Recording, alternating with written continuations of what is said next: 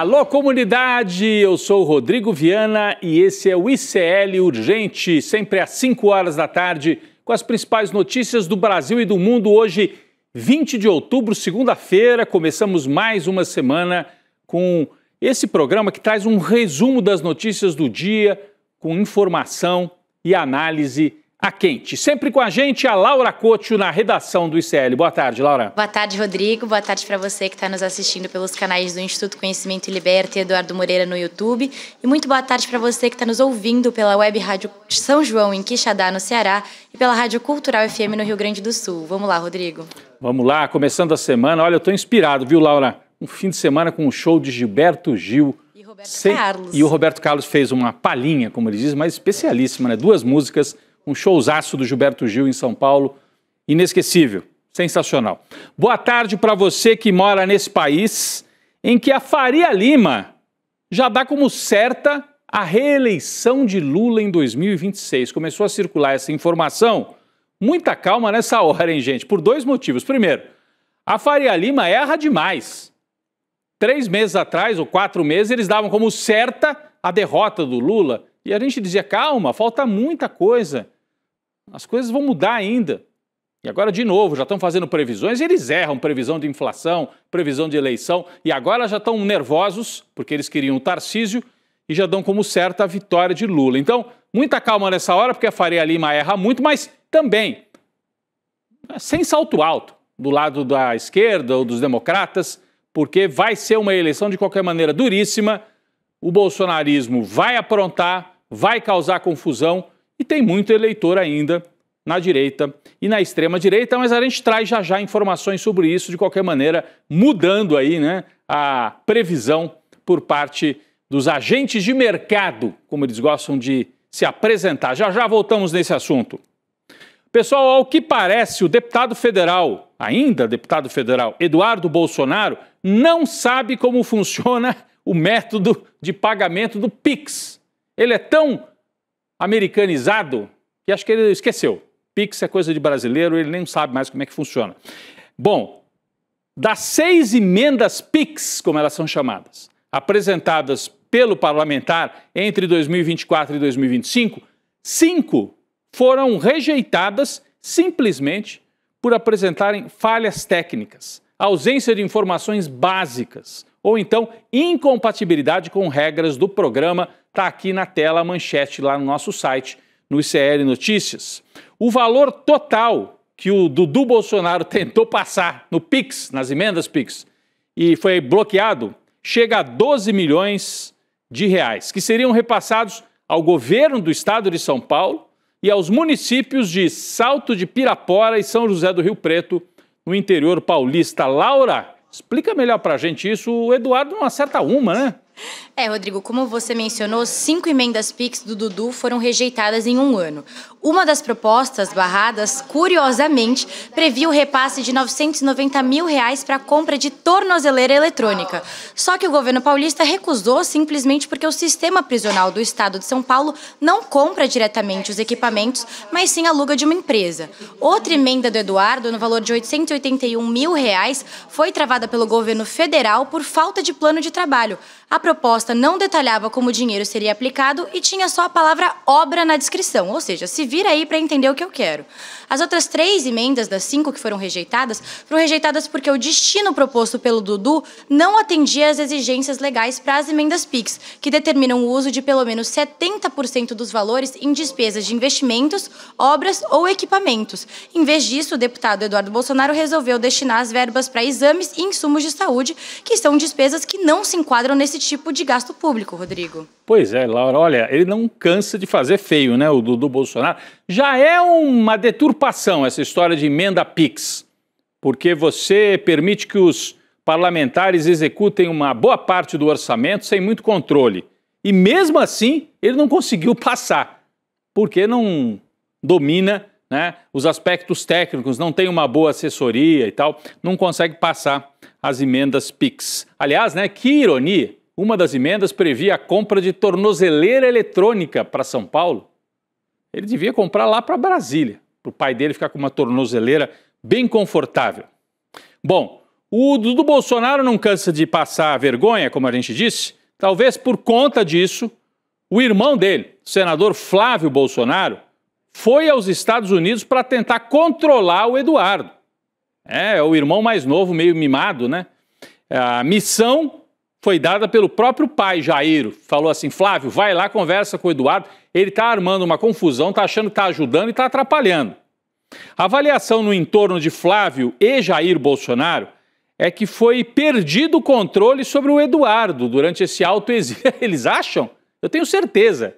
Ele virou uma nave desgovernada e está agindo, né, sem nenhum contato com a realidade aqui no Brasil. A intervenção do senador Flávio foi para colocar o irmão Eduardo no eixo, mas não sei se vai dar certo. Além de conter Eduardo Bolsonaro, a viagem de Flávio aos Estados Unidos teve também outro objetivo: tentar realinhar uma estratégia diante da aproximação entre os governos Lula e Trump.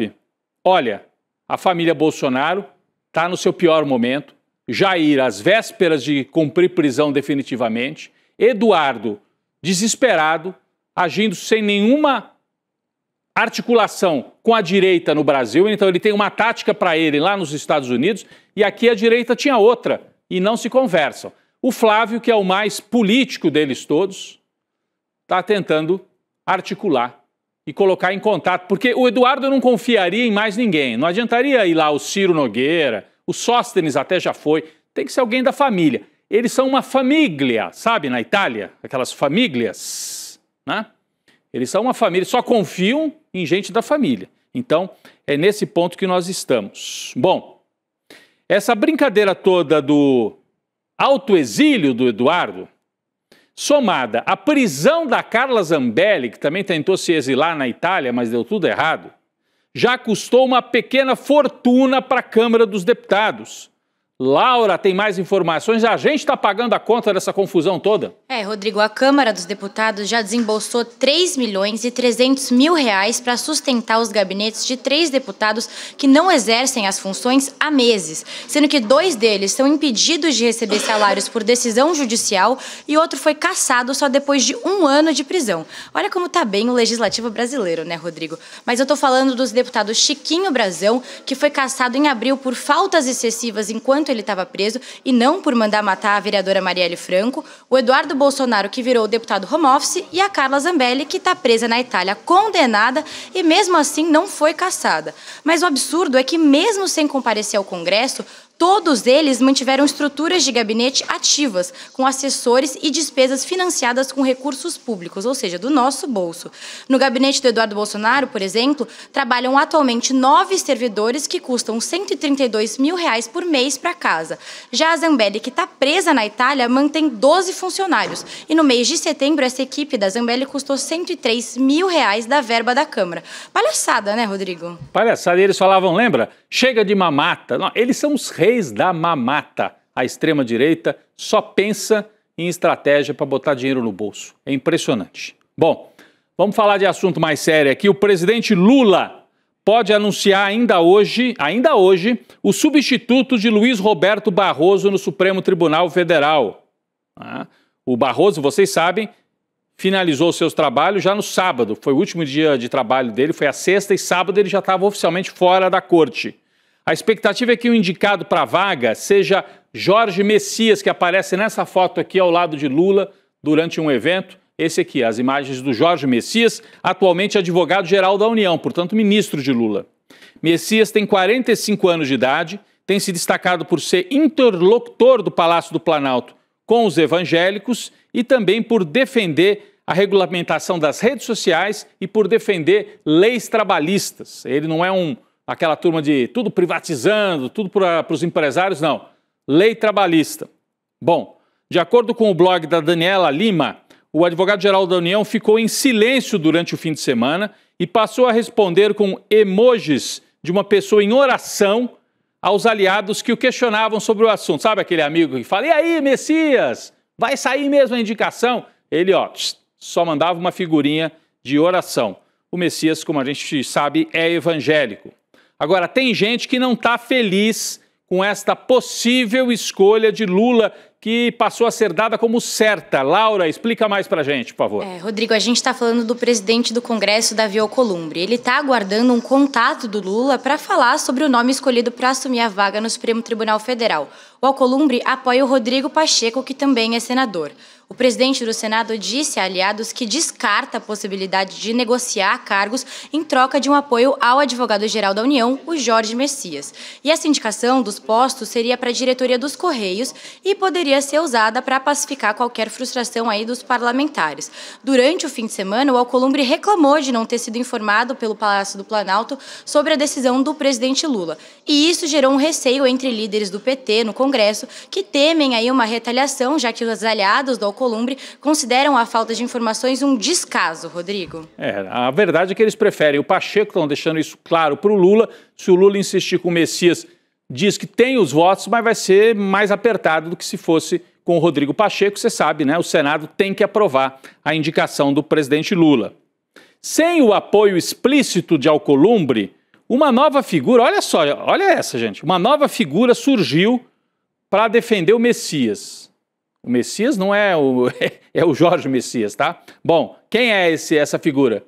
O ministro do Supremo André Mendonça, que foi indicado pelo Bolsonaro. Lembram? O terrivelmente evangélico.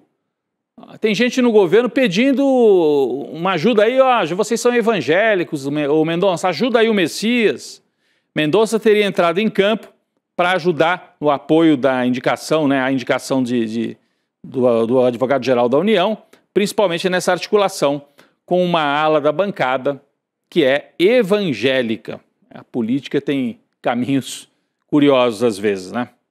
Mas vamos trocar de assunto aqui. Então o Lula, de um lado, a gente está esperando para qualquer momento a possível indicação do Jorge Messias, mas está prevista também uma grande e importante movimentação no governo, nas pastas ministeriais. A gente tem falado disso há quase um mês, né? O presidente Lula deve anunciar a qualquer momento o deputado federal Guilherme Boulos, que é do PSOL, aqui de São Paulo, como ministro da Secretaria-Geral da Presidência. Está aqui na manchete, ó, jornal Valor. Lula deve nomear Boulos para a Secretaria-Geral da Presidência já de olho em 2026.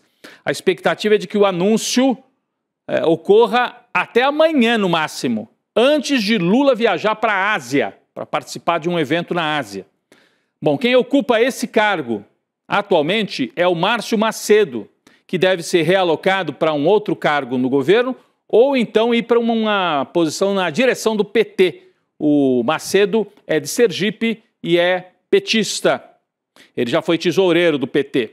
Uma reunião entre Lula e Márcio Macedo, que pode ser afastado dessa função, portanto, para a entrada do Boulos, está marcada para o fim da tarde de hoje, daqui a pouquinho. Está prevista para começar às 6 horas da tarde. Depois dessa reunião, aí pode ser que o Lula faça o anúncio oficial do Boulos no Ministério.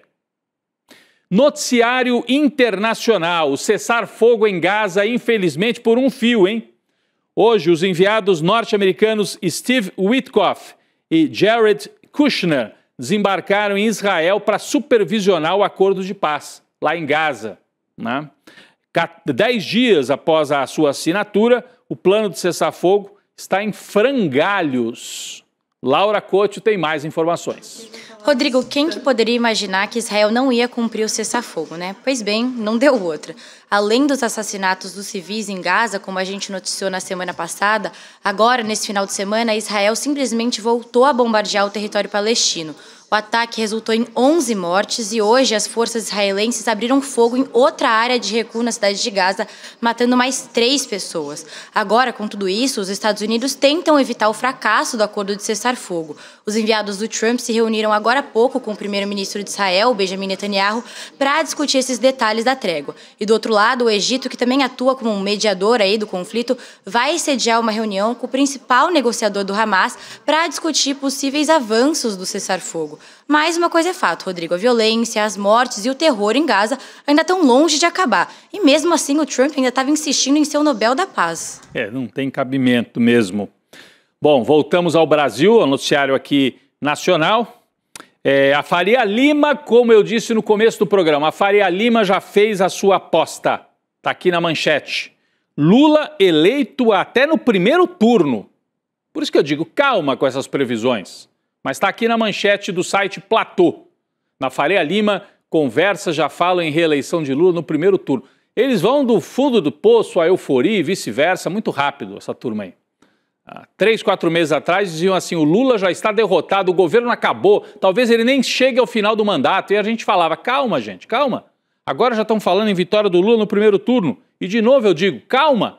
Mas é bom a gente ver que a turma do mercado está percebendo que algo mudou. Laura tem mais detalhes sobre essa apuração aqui. Rodrigo, a maré positiva do governo Lula bateu na porta até da Faria Lima, né? Segundo a apuração do Guilherme Amado, do Platô BR, a avaliação de alguns banqueiros e investidores é de que o presidente tem chance de ganhar o 4º mandato ainda no primeiro turno, como você citou.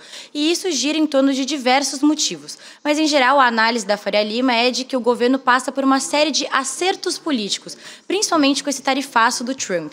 O mercado também olha para as pesquisas recentes, como a Genial Quest, que mostram uma recuperação impressionante da aprovação do Lula nessa reta final de 2025.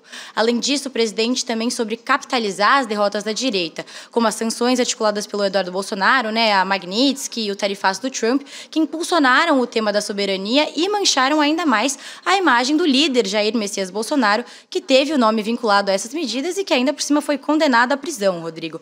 Ou seja, não tinha como dar mais errado para os planos da direita no ano que vem. É isso, Laura. O Lula está recuperando popularidade pelos méritos dele.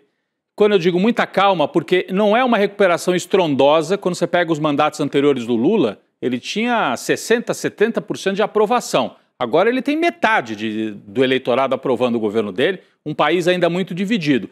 Mas o que ajuda o Lula? Os acertos do governo, a economia mais arrumada, preço de comida parou de subir no supermercado e, eu diria que mais ainda do que os acertos do Lula, os erros do outro lado. O Trump entregou de bandeja esse discurso de vou intervir no Brasil e tal, do tarifaço. Com isso o Lula reaglutinou as suas forças. E a direita errando demais, o Tarcísio mostrou que não é um líder de verdade, pelo menos por enquanto, não soube ocupar o espaço, está um espaço vazio. E a família Bolsonaro desesperada, com o pai que vai preso. Então tudo isso faz com que a Faria Lima olhe para o cenário e diga, desse jeito, o Lula pode ganhar até no primeiro turno, apesar de não ter nenhuma aprovação tão estrondosa assim.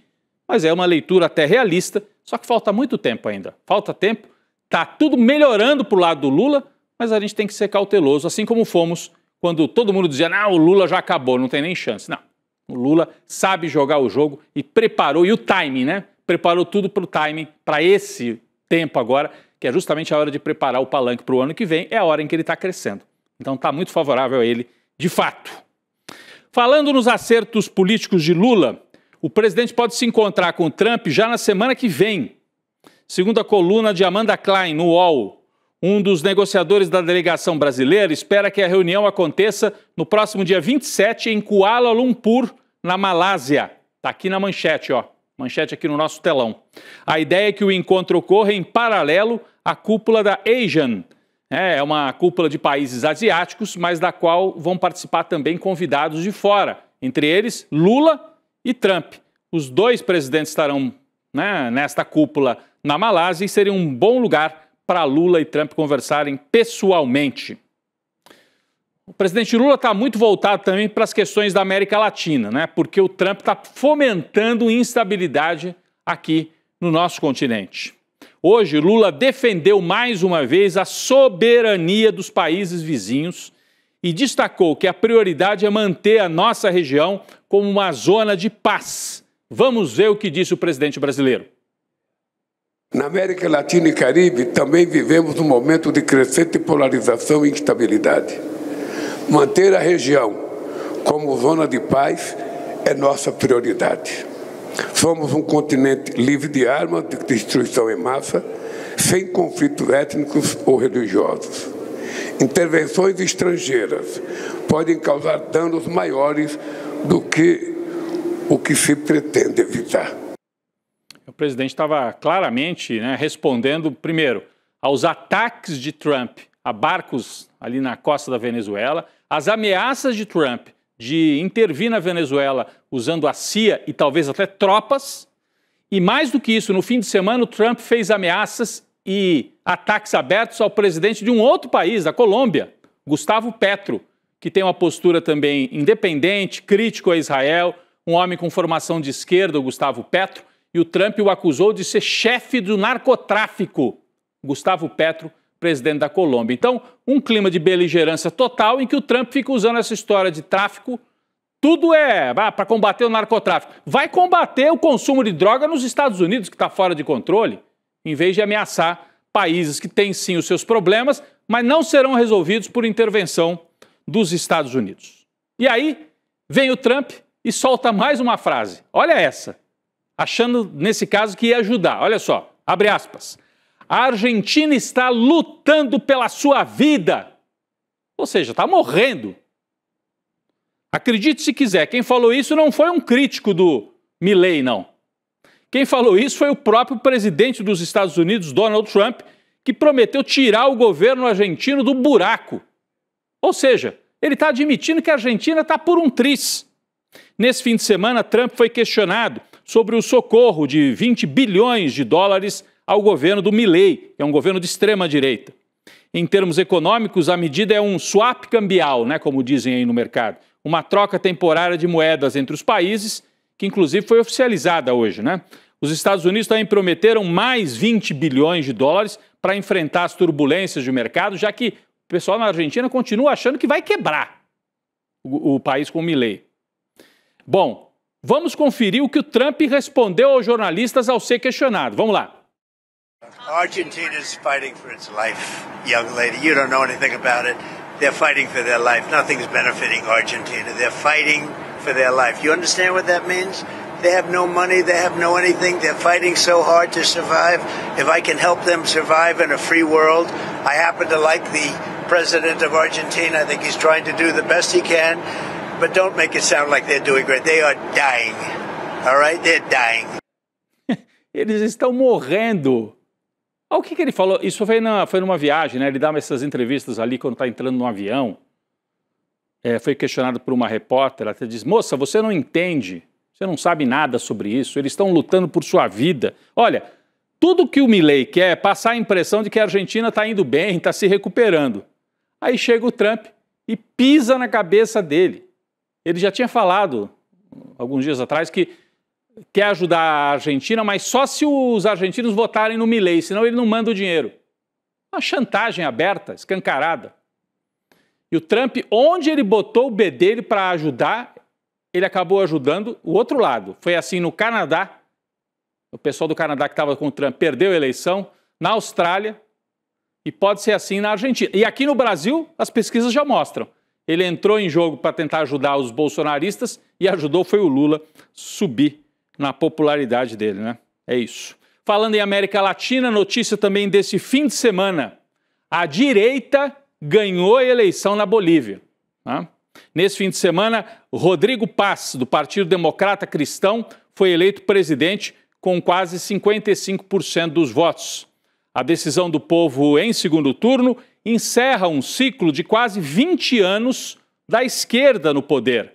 O MAS, do Evo Morales, governou a Bolívia de 2006 a 2025, com exceção de um curto período em que houve aquela tentativa de golpe, aliás, um golpe, né, que se deu, o Evo Morales teve que sair escondido, a Jeanine Áñez entrou no palácio, ficou um ano e depois a esquerda recuperou de novo, com o atual presidente Arce. Mas daí o Arce e o Evo brigaram e a direita aproveitou e elegeu o presidente nesse fim de semana, Rodrigo Paz. Laura Couto tem mais informações. A Bolívia encara agora um futuro perigoso. O Rodrigo Paz, o novo presidente, ficou poucos votos na frente do Jorge Tuto Quiroga, da coalizão Aliança Livre, que é um partido de extrema-direita na Bolívia.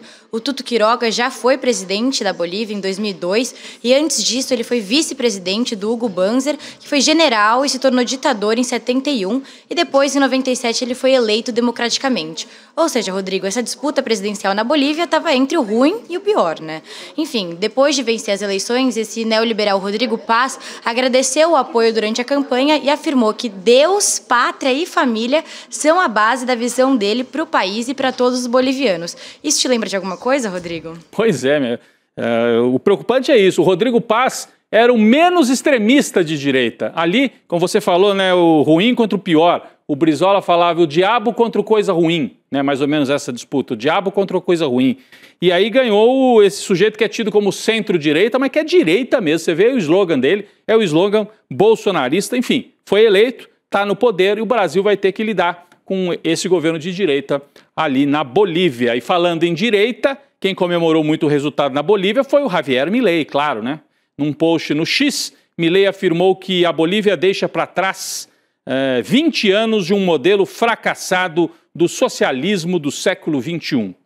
Bom, o que deu certo foi o anarcocapitalismo do Milei, é isso? Ou narcocapitalismo, já que há umas denúncias aí estranhas, né, envolvendo gente muito próxima do Milei. Bom, vamos falar de economia brasileira, notícia de hoje, essa aqui é importante, em queda no preço da gasolina. A gente está falando de recuperação da popularidade do Lula. O problema é que cai o preço nas refinarias e às vezes chega pouca redução para a gente lá na bomba. Mas é uma notícia positiva. A Petrobras informou que vai reduzir em quase 5% o preço da gasolina que sai das refinarias. O corte, que passa a valer a partir de amanhã, vai ser de 14 centavos por litro, com o preço médio de venda nas refinarias passando a R$ 2,71. Esse é o preço que sai da refinaria, né? Porque chega no... Você não acha imposto de gasolina por menos de R$ 5,5, R$ 6, né? Se achar menos do que isso, fica desconfiado até de que a gasolina não é boa. Laura Couto tem mais detalhes sobre isso. Rodrigo, hoje a Petrobras finalmente recebeu a licença para perfurar petróleo nas águas profundas da bacia da Foz do Amazonas.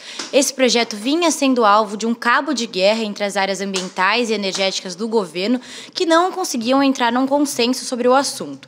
Em nota, a Petrobras disse que a perfuração está prevista para iniciar imediatamente e que deve durar aí cerca de 5 meses. Ou seja, vai acontecer simultaneamente com a COP30 em Belém, que é a cidade que também vai ser base da operação da perfuração, Rodrigo.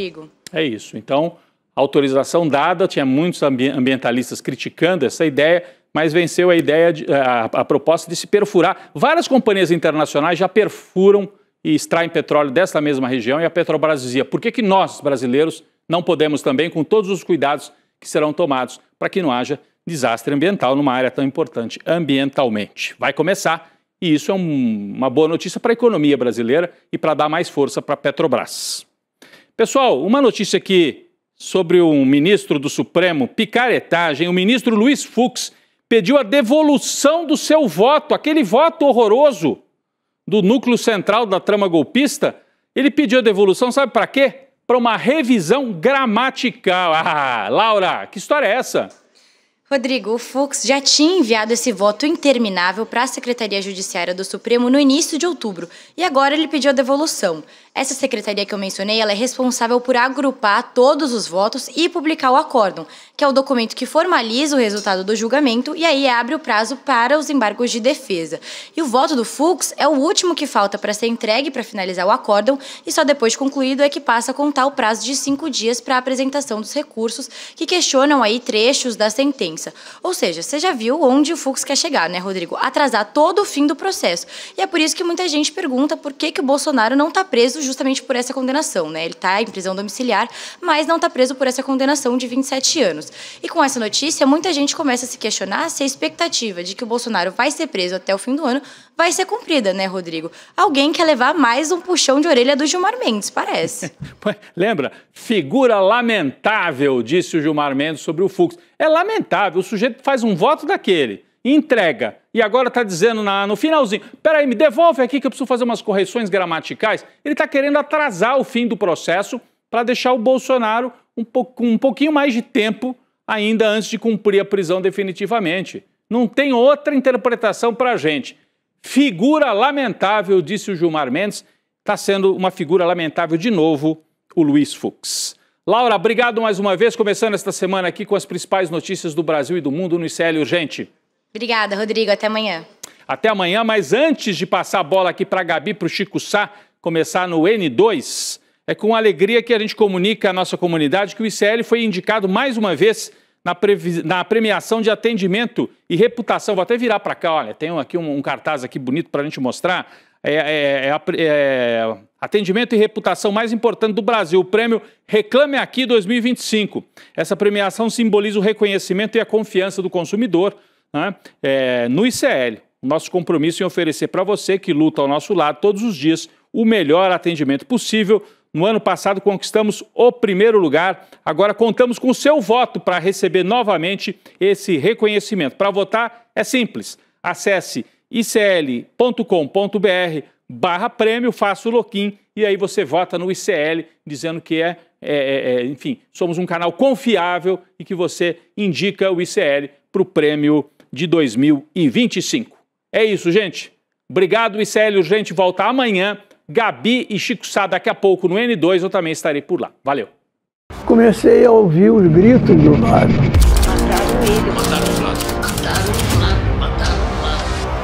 Foi uma revolta muito grande, que ninguém esperava a morte do Vlado. A morte dele chegou no momento que o copo estava cheio e a morte dele fez transbordar esse copo. Foi o despertar da consciência nacional contra o horror da ditadura militar.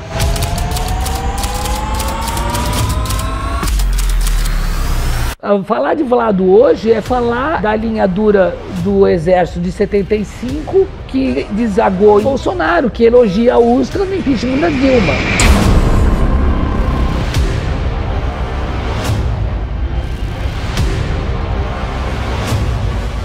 Nós estamos aqui por ele, pelo que ele significava, pelo que ele sonhava.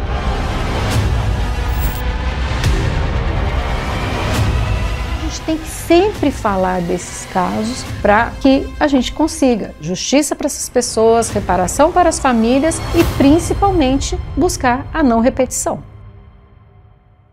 Olá, eu sou a Juliana Baroni e tô aqui para te fazer um convite. Toda terça-feira às 19 horas tem o Precisamos Conversar, um programa de debates feminino. A gente tem que ver, tem que analisar. Ninguém está querendo defender causas. Elas defendem algo até a página B. Foi mais ou menos uma aqui no Instituto Conhecimento Liberta e também nos canais do Eduardo Moreira. Então, você não pode perder. Um beijo, até lá!